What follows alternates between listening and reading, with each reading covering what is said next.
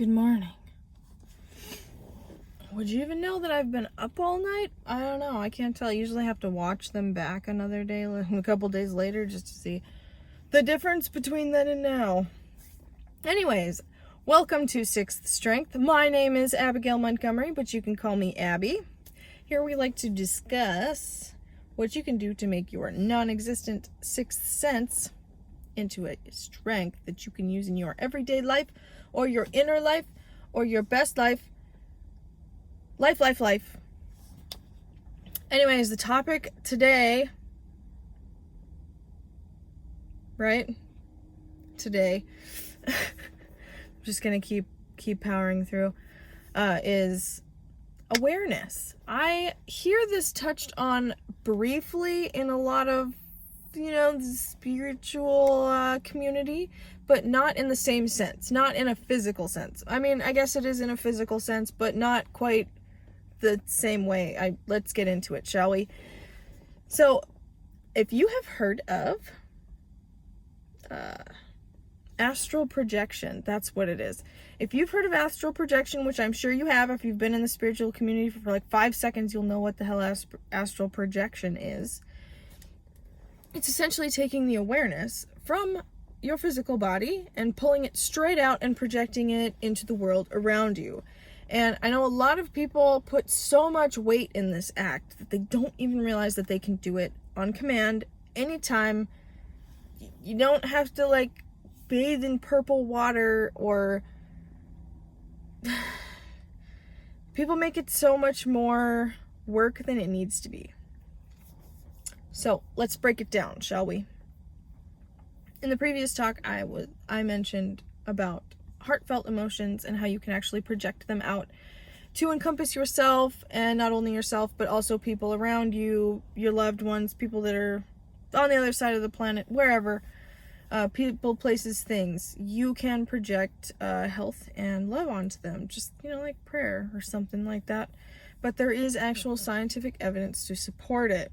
And it all has to do with your heart, because the heart is the center of your electromagnetic field, or the biofield. The thing that you have to master in order to turn on a sixth sense and make it stronger. Okay, we want to learn how to shine and emanate and embody not only our best selves, but somebody we didn't know we could capably be. Okay. That's the goal, is to become unrecognizable energetically. We want to be so awesome we couldn't have even imagined that we could be that awesome until we're there. But awareness is something as simple as imagining where you are. It's in that previous video we talk about moving it from your head to your heart. But a lot of people don't actually dwell in their head for awareness. It could be floating around any which place. I like to place it wherever I'm trying to empower. So when I do Reiki, a lot of the time my awareness goes into my hands. It's a kind of energy healing. But I also place it, because you can place it in more than one place at once, okay?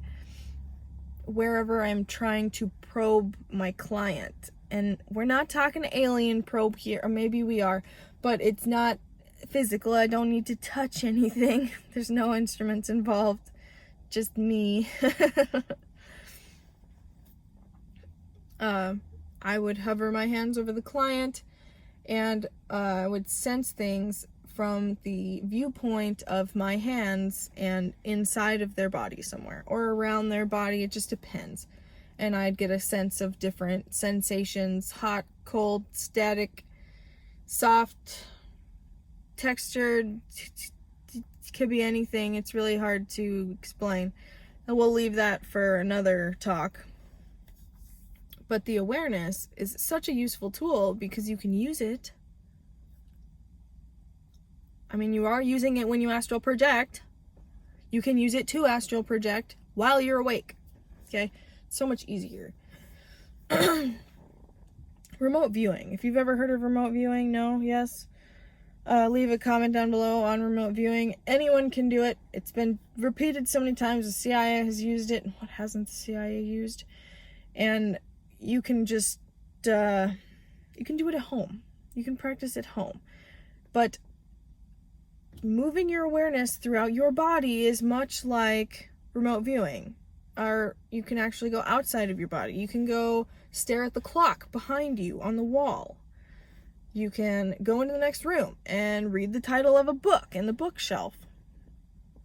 You can go spy on your neighbors. You know, do what you will. I mean, it's a free world, right? But your awareness, let's back up.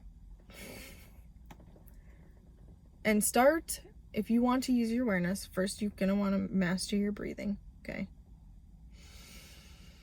Even seconds of breath in as out repeatedly, okay? And then I want you to close your eyes and imagine the roundness of your head, okay? It's quite bulbous, right? It's round. It's like a light bulb. Imagine a light in the center of that light bulb, okay? And imagine being that light and looking all around as that light. And what are you seeing? You're seeing like creases in your face where your eyes and your nose would be. You're seeing like where your chin juts out, the roundness of your head, and then you see the bottleneck of your neck down below. Imagine what it feels like to be in that space too. You know, you have to really truly embody that space. You have to put all of your senses into that little light that you have imagining into there, in this case, your head. And then we're going to start imagining descending down from your head into that bottleneck that is your throat. And imagine what that feels like. Imagine the space caving in around you as you descend in there. You might get a little anxious from it. If you don't like tight spaces, that's fine. It means you're doing well because you're putting yourself into that moment. And you're going to go and sit in your heart. And here you're going to notice it's much more round and big and bulbous, like your rib cage is just wide and your shoulders jutted out of your neck, like it went from thin to very spacious very fast. Okay, so what we're doing is just descending through the body. Then you can imagine going into your stomach. It's so much more mushy because of all your organs and your spine. And you can essentially travel anywhere doing this. Like right now we're in your stomach. You could imagine going forward and what it would feel like to go through your skin of your stomach, to go out into the open, and then how open outside of your body is in comparison to inside of your body. Inside of your body is so dense. There's a lot of water, there's organs, there's things moving around, there's little sounds, okay? Once you go out of the body and into the open air, you really get an experience of lightness, and you can move faster. You know, you're more arid, more flowing. And then you can go anywhere. You can imagine going up into the sky, passing through the clouds, and the air gets less and less dense the higher you go, and it gets darker because there's not as much light bouncing around the atmosphere. And you could go out in space. There's people documented spending a lot of time in space in their brain, and they can actually go and read signs on the space station and identify asteroid belts out by Saturn or something. Look at Saturn's rings, you know. They've been able to find things that only really people at NASA would know because of all their photographs and research done in that area. And these people just do it for fun. But awareness is such an underestimated thing because you can literally go anywhere at any time. And the more you practice the skill, the stronger it becomes. And I'm telling you, you get to the point, or at least where I'm at right now, it's gonna changes every day. As you move through your body, you can feel it in your body. You will start to feel where you are in your body, okay?